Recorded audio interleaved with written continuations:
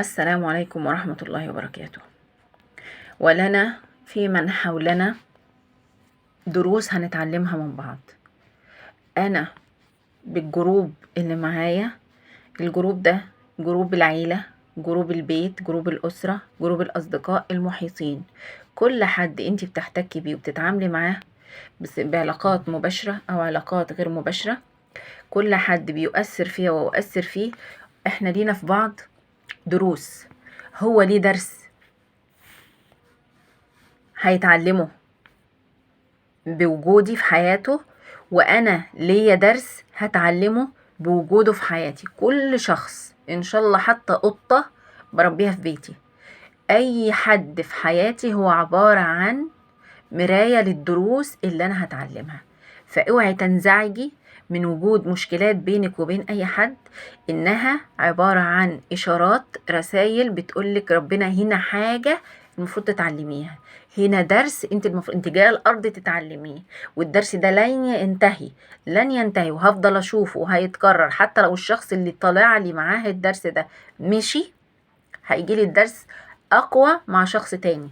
وده بنشوفه في العلاقات، ان حد بيرتبط بحد وبعدين يبقى فيه مشكلة، وبعدين العلاقة تنتهي فيقابل حد تاني يظن ان هو افضل منه ويلاقي نفس الدرس تاني، لان الدرس ما انتهاش. العلاقة لما انتهت ما نهتش الدرس، كان في درس المفروض اتعلمه انا ما اتعلمتوش، فانا اخترت اوبشن ان انا اقفل العلاقة. اوكي مفيش مشكلة، لكن الدرس لن ينتهي، لانك انت ما خلصتش، ما استوعبتش الدرس وما فهمتش مراد ربنا من وجود الشخص ده في حياتك. فدي لنا في من حولنا المحيطين بينا كلهم، ابويا، امي، اخواتي، زوجي، اولادي، اصحابي المقربين، زمايلي، الناس اللي بتعامل معاهم وبحتك بيهم ليا فيهم دروس. وكأن ولله المثل الاعلى، كأن احنا كده بنختار ان احنا مثلا هنعمل فريق، فكونت فريق انا وناس، اتفقنا ان احنا هنبقى فريق واحد، انا وانتوا يا جماعة هنبقى فريق هنأدي المهمة الفلانية. احنا اخترنا ان احنا نبقى مع بعض، فيا ترى واحنا ماشيين بنأدي المهمة فاكرين ان احنا لينا دروس مع بعض، لينا شغل مع بعض، لينا مهمة هنأديها مع بعض، ولا نسينا وابتدينا بقى نخبط في بعض؟ هو ده اللي انا جاية اقوله.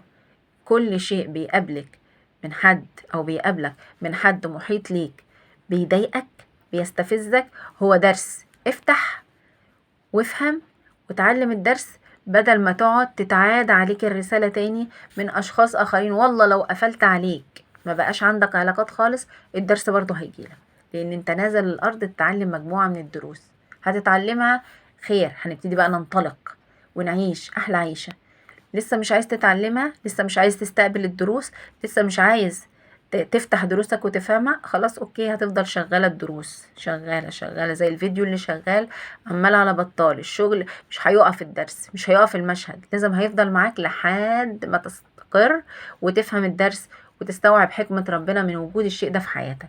ساعتها بينتهي الدرس والحياة بتتحول لأفضل بفضل الله. والسلام عليكم ورحمة الله وبركاته.